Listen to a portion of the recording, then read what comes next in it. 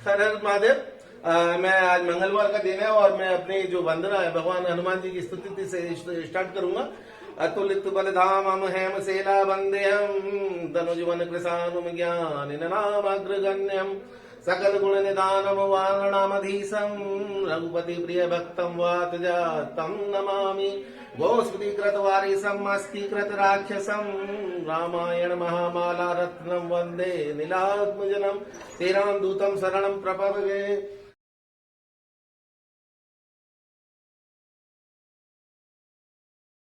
हाँ, आप अच्छा मेरे राजस्थान बाल विद्या मंदिर के प्यारे छात्रों में आपको बता दूं कि ज्यादातर बच्चों की ये डिमांड थी कि हमें ग्रामर बताया जाए। 11th वाले बच्चे जो 12th में आ रहे हैं उनका भी कई बच्चों की कमेंट है कि ग्रामर बताया जाए, तो मैंने ये क्लास 6th से लेकर 12th क्लास तक ये अपना ग्रामर टेंस से स्टार्ट किया है।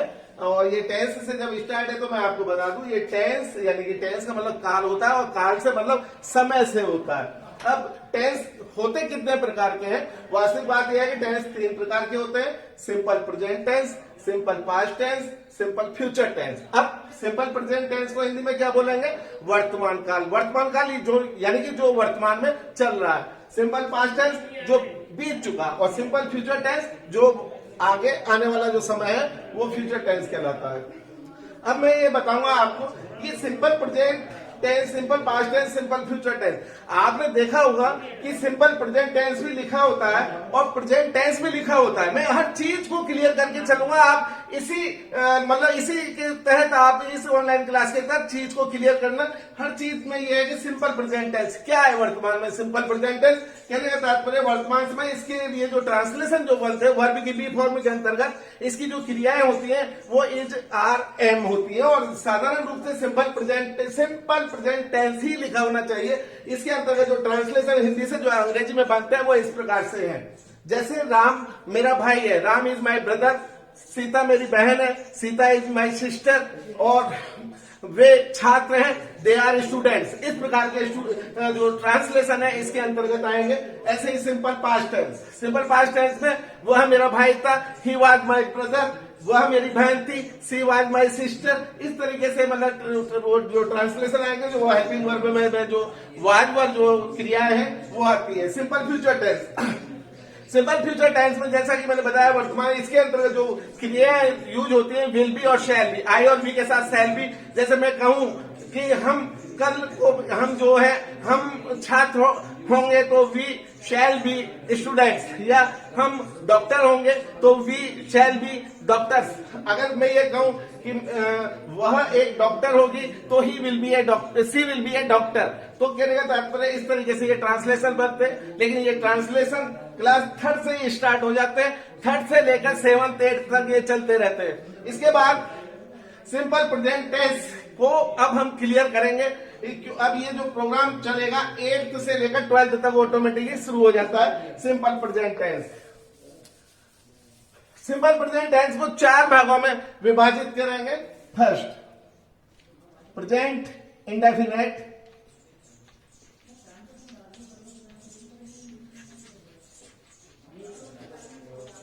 Tense, present indefinite tense, present continuous tense,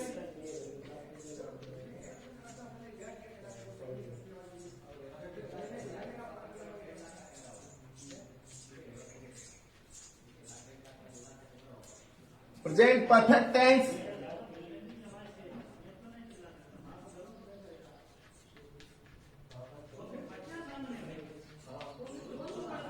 present perfect continuous tense,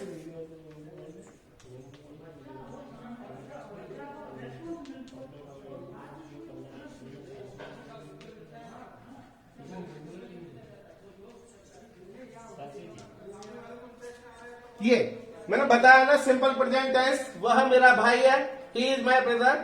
simple present tense के अंतर्गत ही वह मेरी बहन है, सी इज माई सिस्टर। लेकिन अब आप ये देखो कि मैंने ये बताया कि इस सिंपल प्रेजेंट टेंस के बाद जब प्रेजेंट इंडेफिनिट टेंस लिखे, केवल किताबों में क्या है उससे नहीं जाना, जो मैं बता रहा हूं उस सिस्टम से ही आपको चलना है।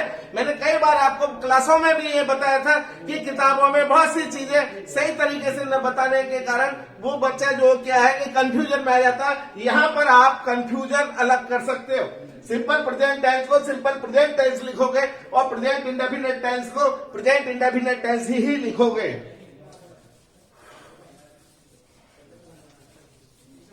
प्रेजेंट इंडेफिनिट टेंस अब आपका स्टार्ट होता है। सिंपल प्रेजेंट टेंस के अंतर्गत पहला जो टेंस है आपका, जो मैं स्टार्ट कर रहा हूं, प्रेजेंट इंडेफिनिट टेंस। जो इंग्लिश की अगर कोई बुनियाद है, इंग्लिश वर्ड मीनिंग पर चलती है, और जो बुनियाद है, जो बेस है, जो आधार है, कई प्रकार के translation, this that this those, इसके अंतर्गत इसके नीचे वाला स्तर simple present, simple past, simple future के अंतर्गत आता है। लेकिन हम स्टार्ट यहां से करेंगे प्रेजेंट इंडेफिनिट टेंस से।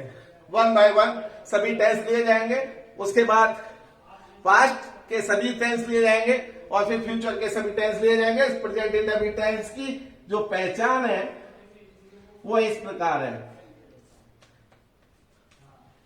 इस काल के वाक्यों की, इस काल के वाक्यों की क्रियाओं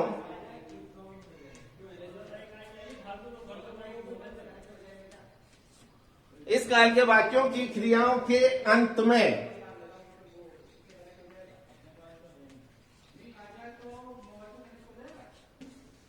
ता है, ती है, ते हैं, ताहू इत्यादि शब्द आते हैं।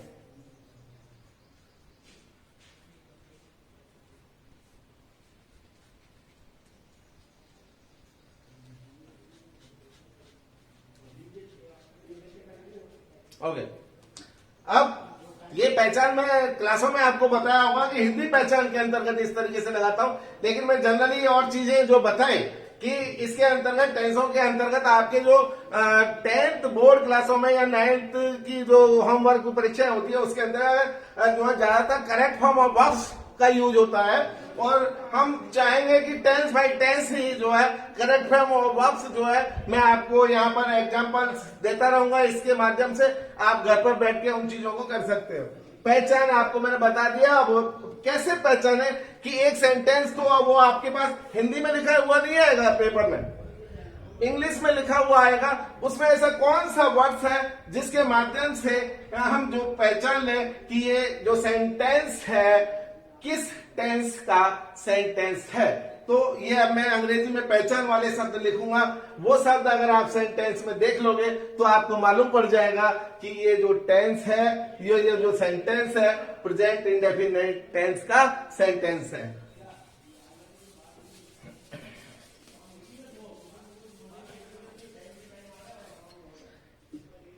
इसके अंतर्गत कई जो अंग्रेजी के पहचान वाले जो शब्द हैं वो मैं बताऊंगा, जैसे always,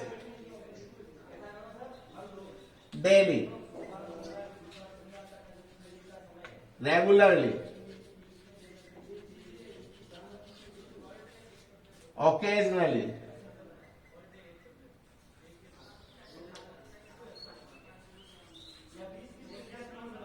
rarely, often,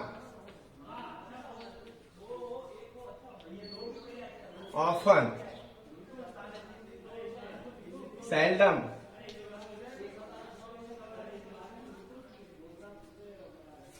each day, month, week,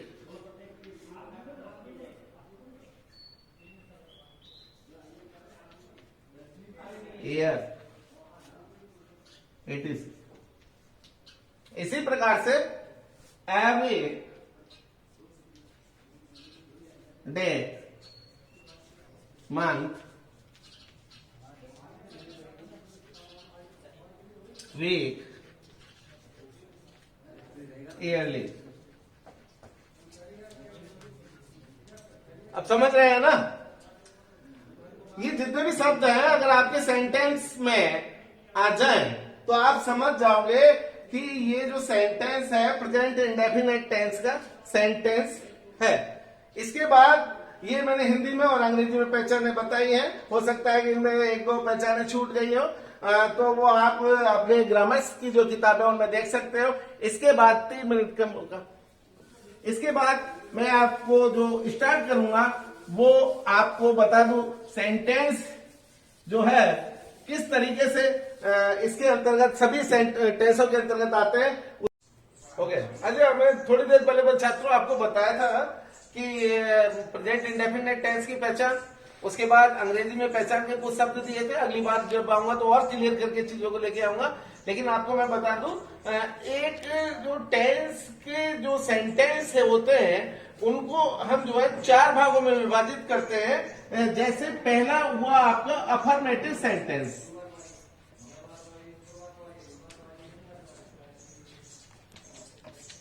affirmative sentence, इसे हिंदी में बोलेंगे सकारात्मक वाक्य।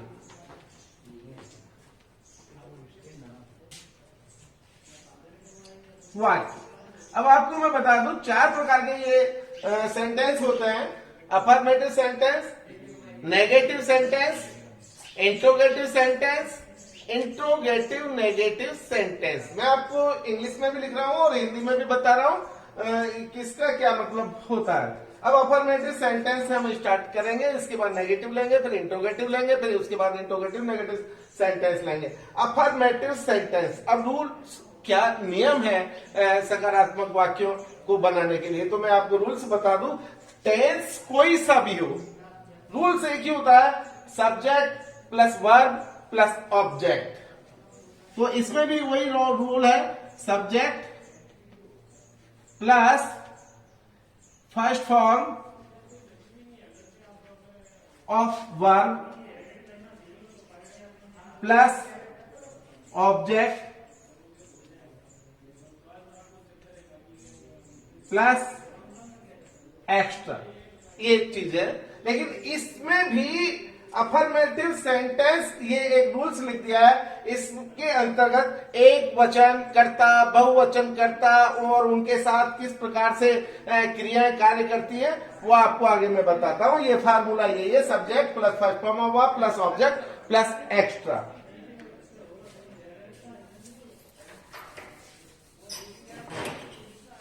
नियम,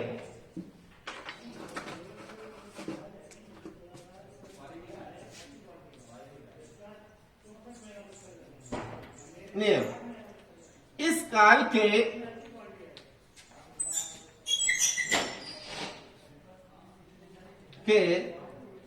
वाक्यों की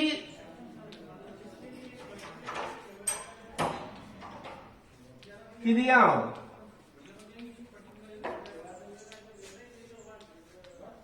के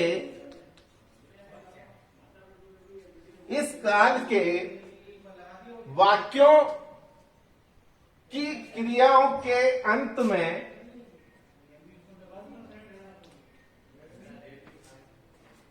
कर्ता एक वचन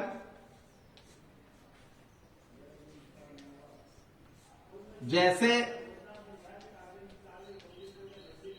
ही, सी, इट, नैन इत्यादि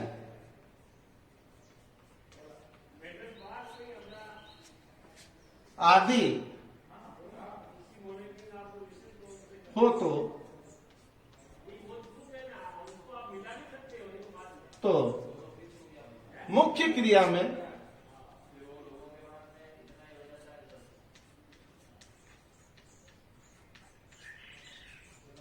एस या ईएस जोड़ देते हैं।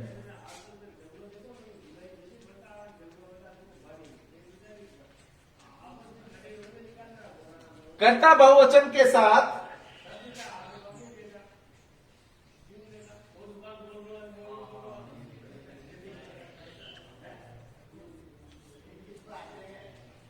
के साथ मुख्य क्रिया में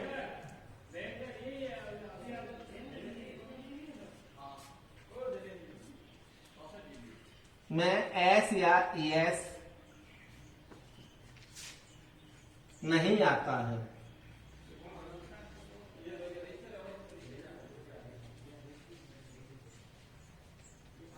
देखिए, इस काल के वाक्यों की क्रियाओं के अंत में कर्ता एक वचन जैसे ही से ईट नेम इत्यादि आदि हो तो मुख्य क्रिया में एस या ईएस जोड़ देते हैं।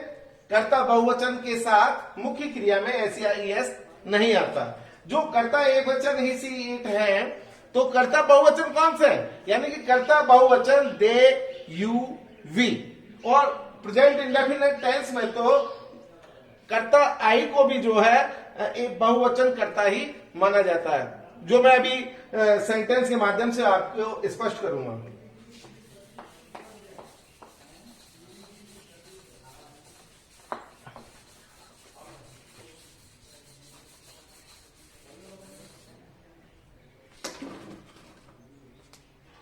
अब जैसे राम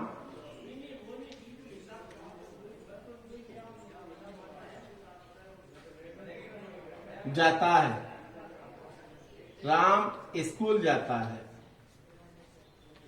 या विद्यालय जाता है। Ram goes to school.